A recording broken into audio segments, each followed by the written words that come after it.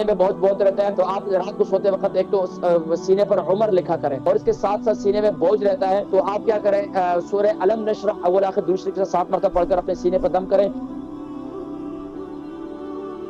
السلام علیکم۔ السلام علیکم ورحمۃ اللہ وبرکاتہ۔ وعلیکم السلام ورحمۃ اللہ وبرکاتہ۔ جی میرے محترم، کون اور کہاں سے کال کر رہے ہیں؟ عمر اور وزن کتنا ہے؟ جی میں سید واجد علی صاحب بات کر رہا ہوں جناب۔ جی ماشاء اللہ سید واجد علی صاحب، خیریت سے ہیں آپ؟ ٹھیک ہیں جی، سوال کیجئے۔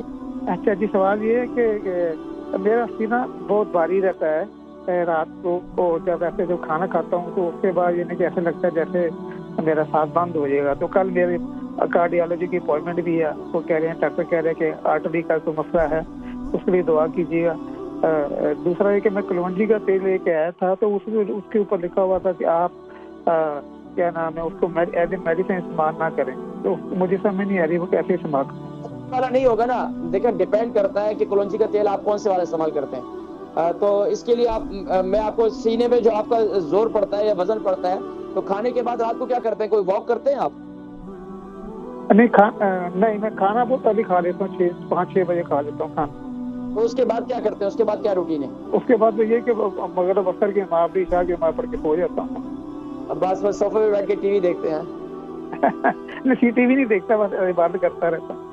چلو اللہ سلامت رکھے۔ نہیں، عبادت کے ساتھ ساتھ صحت بہت ضروری ہے۔ حکیم لقمان فرمایا کرتے تھے، رات کا کھانا کھاؤ اور چلو، چاہے تمہیں گھنٹوں پر کیوں نہ چلنا پڑے۔